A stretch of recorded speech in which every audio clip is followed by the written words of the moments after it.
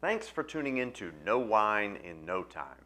I'm your host Dave, and today we're going to explore a green skin white wine grape by the name of Fiano. Now Fiano is an ancient varietal and it goes all the way back to ancient Roman times. And at that time the Romans called this grape Vitis apiana, and that translated into English means the vine that was loved by bees. Yes, there was such an attraction with this grape and the bee population in what is now modern day Italy that it was associated with bees at that time. So when we think about where does this grape grow best, it grows best in volcanic soil. So we're going to concentrate on an area that really Fiano gets its greatest expression, and that is in Campania, Italy. You also see some minor plantings in Sicily, and what those two areas have in common is that volcanic soil. So when we look at Fiano, it really is a prized grape because it has naturally low yields. Remember, the less fruit, the higher the quality fruit. So it has naturally low yields, but it also has some things that make it quite a bit of a challenge. The grapes themselves have very small globes. So in other words, the size of the grape berry is quite small. It also has very thick skins. So for a white wine grape, that's a bit of a challenge. And it also has a very limited amount of juice. However, there are some things that really make it a stellar and spectacular wine grape. And that is when the wine is produced, it is intensely aromatic and beautifully flavorful with a very high glycerin content.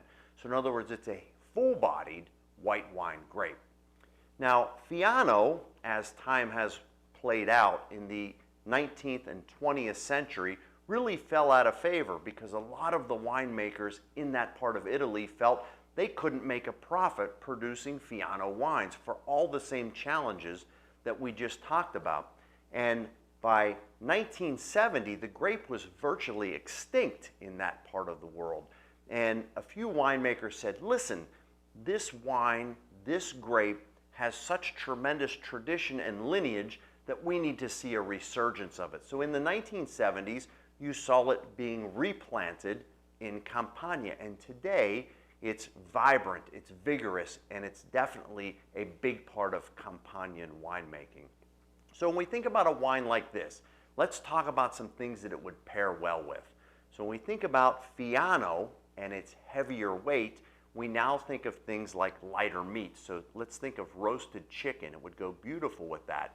Heavier fishes, things like salmon, and tonight we're making swordfish with a caper and lemon reduction. So that's going to be beautiful. I'll put some pictures in the video to show you how that turned out. It's going to be perfect with this wine.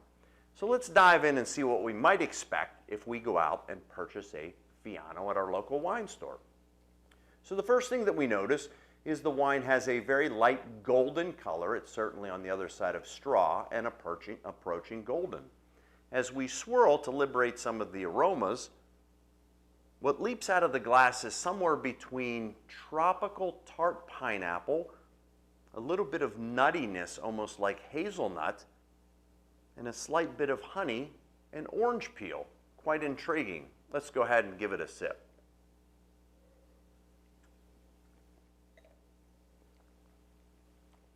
Delicious. This flavors from this wine really roll across the palate and hit off all types of flavor receptors.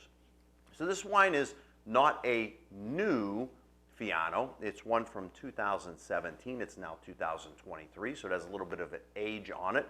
It comes to us from a winemaker by the name of Terra Stragate. And when I taste this wine, the first thing that hits the front part of the palate is a lot of that almost like fresh squeezed honey out of the comb. And I almost taste a little bit of beeswax with it as well. Mid-palate, you get a little bit of honeydew, a little bit of apricot, some of that orange peel comes in, and on the back side of the palate, we definitely feel that nuttiness and the heaviness from the high glycerin content of this grape.